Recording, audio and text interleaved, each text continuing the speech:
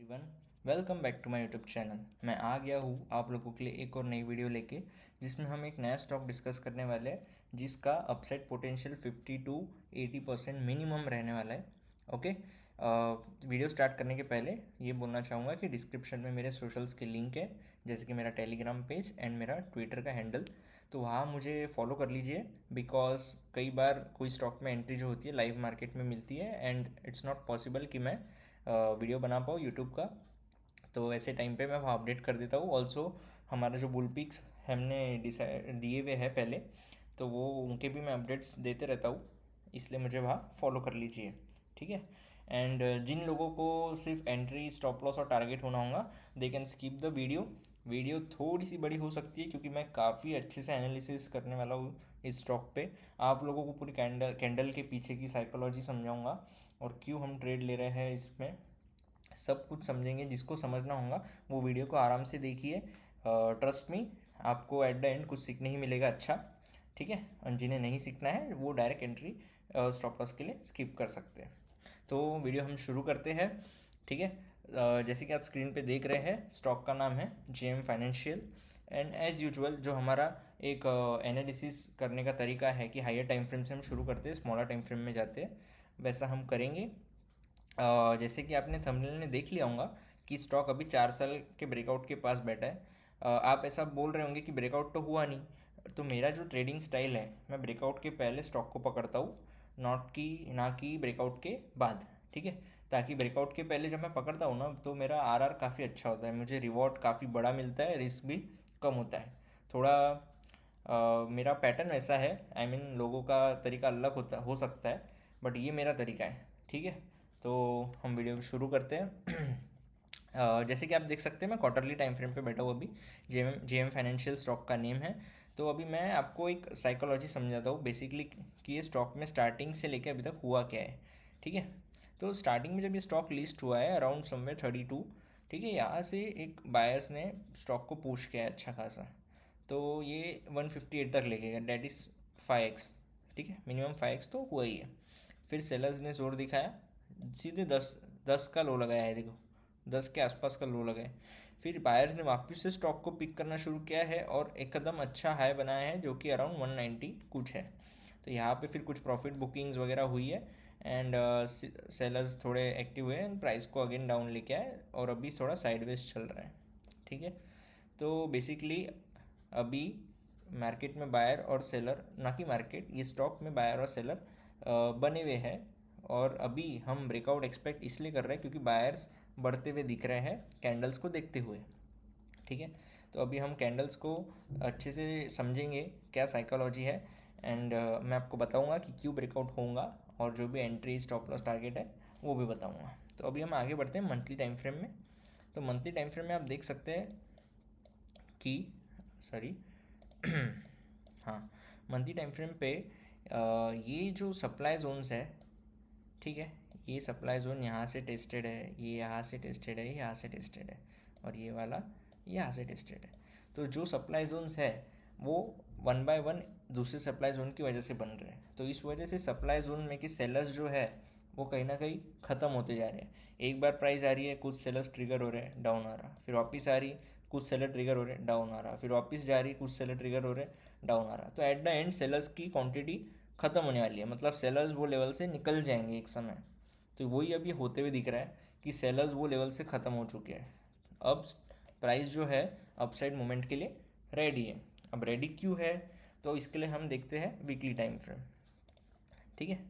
तो weekly time frame पे आप जब देखोगे, ये जो सप्लाई जोन बना था, ये मैं मार्क कर रहा हूँ अभी, ये देखिए, ये वीकली का एक अच्छा सा सप्लाई जोन बना था,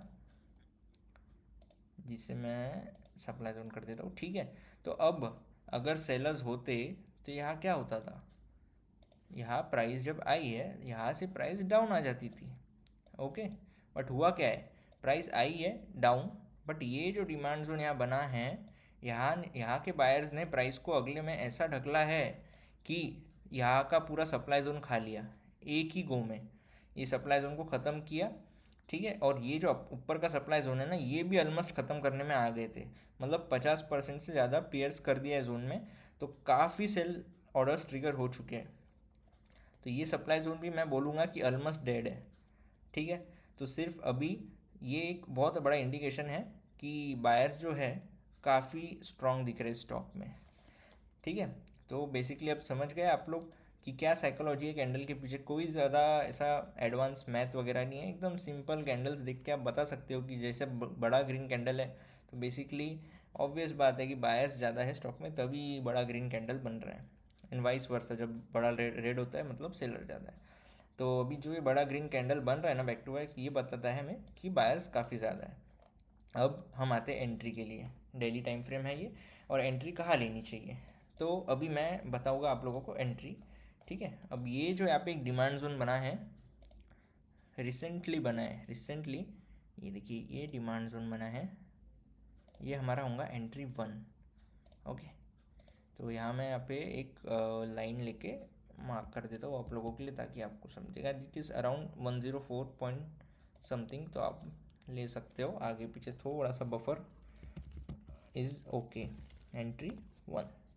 ठीक है, अब हमारे पास दूसरी एंट्री भी है। ऑलवेज हम बैकअप प्लान लेके चलते हैं, ऐसा नहीं है कि बस एक ही एंट्री है और चले जा रहे हैं। हम हमेशा मल्टीपल एंट्रीज में बिलीव करते हैं ताकि हमारा एवरेज भी बना रहे और स्टॉक में हम एसएल देने से बचे रहे। बिकॉज कई बार होता है कि स्टॉक नीचे की लेवल्स में आता है, बिकॉज कभी कभार निगेटिव न्यूज़ वगैरह आ गई मार्केट में, तो एंड नीचे की लेवल पे आके चलता है, तो हमें वो अवॉइड करना है, इसलिए ये एंट्री 2 है। अब आइडियल स्टॉप लॉस तो ये लेवल के ही रहना चाहिए था 89 का, बट जैसे कि मैंने अभी मेंशन किया कि कभी भी नेगेटिव न्यूज़ आ सकती है, कुछ भी हो सकता है, तो हम थोड़ा सेफ लेवल में ये जो डिमांड जोन है ना, इसका भी सपोर्ट एक कंसिडर कर देंगे। यहाँ एंट्री नहीं रखेंगे, एंट्री 2 ही रखेंगे, बट स्टॉप लॉस हम यहाँ पे थोड़ा नीचे रख देंगे, जो कि अराउंड 81 पॉइंट समथिंग में रहेगा। या मैं मार्क कर देता हूँ स्टॉप लॉस। ठीक है, तो आप समझ गया एंट्री क्या है। एकदम सिंपल डिमांड जोन जो बने हैं हमने वहाँ एंट्री रखी है। एंट्री पहला है 104, दूसरा है 94, एंड हमारा स्टॉप लॉस है 81.56, तो 81 या 81 राउंड फिगर में समझ लीजिए। ठीक है, अब इसके टारगेट्स क्या होंगे। टारगेट्स के लिए हम देखेंगे कि सप्लाई जोन कोई अच्छा लेवल का कहाँ है जो हमारा प्राइस को रोक सकता है। बट जैसे कि मैंने आपको मेंशन किया कि सब सप्लाई जोन टेस्टेड होते जा रहे हैं। ये देखो, ये टेस्टेड है, ये इससे टेस्टेड हुआ, ये वाला जो है ये इससे टेस्ट हुआ, ये वाला जो है ये इससे टेस्ट हुआ, तो सब टेस्टेड है। तो बेसिकली मैं तो बोलूँगा कि कोई ढंग का सप्लाई जोन ये लेवल पे है ही नहीं। ओके, और अगर हम ऊपर की भी लेवल पे देखें तो थोड़ा मंथली टाइम फ्रेम में अगर जाते हैं तो मैं आपको दिखाता हूँ कि कोई सप्लाई जोन ढंग का नहीं है। लाइक ये देखिए, ये सप्लाई जोन जो था ये इससे टेस्ट हुआ है। ठीक है, एक बार हम ब्रश से दिखाता हूँ, ये जो सप्लाई जोन है ना ये इससे टेस्ट हुआ है। ठीक है, ये जो सप्लाई जोन है ये बस नेक्स्ट कैंडल से टेस्ट हो गया है। देखिए ये जो नेक्स्ट कैंडल इन्वर्टेड हैमर जैसा बना है इसी से टेस्ट हो गया है।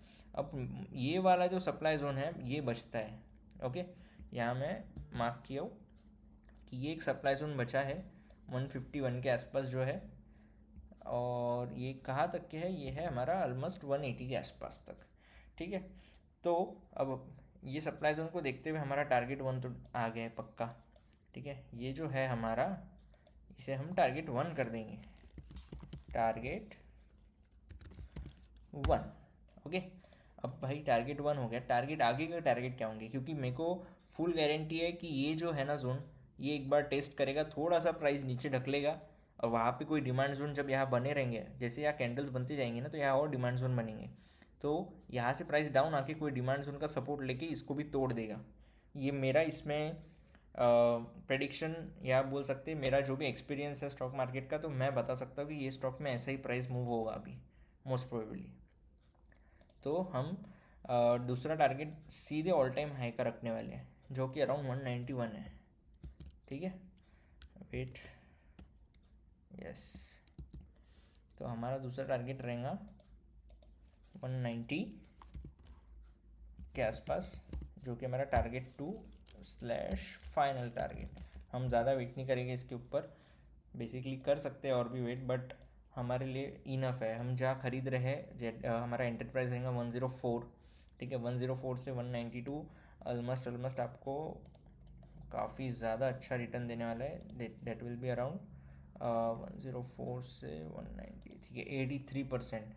83% इज़ मोर देन इनफ। अगर ये साल भर में भी मेरे को इतना बड़ा टारगेट देता है ना तो काफ़ी ज़्यादा है। और जैसे कि जो पैटर्न ट्रेडर्स हैं उनको भी मैं बता देता हूँ कि भाई ये देखिए पैटर्न ट्रेडर्स के लिए इनके राउंड बॉटम फॉर्मेशन चालू है, उस हिसाब से ये तो टारगेट बनने ही वाला है। ऑल्सो जो भी रेजिस्टेंस वाला है ना, जो रेजिस्टेंस ब्रेकआउट पे करते हैं, ये एक बार टेस्ट हुआ, ये 2 बार हुआ, 3 बार हुआ, तो मोस्टली चौथी बार तोड़ देता है, तो ये तोड़ देगा। ठीक है, सो ये था हमारा स्टॉक जीएम फाइनेंशियल। आपको आई होप समझ गया होगा क्या एंट्रीज़ है, क्या स्टॉप लॉस है, क्या टारगेट है। तो एक बार मैं समरी दे देता हूँ। एंट्री 1 है हमारी 104, एंट्री सेकंड है 94, स्टॉप लॉस है 81, target is 151 and second target is that is final target 192। So thank you for watching this video. Subscribe कर दीजिए चैनल के लिए, ऐसी मोर वीडियोज़ के लिए और आती रहेंगी एंड आपको लर्निंग्स भी मिलती रहेगी। Thank you.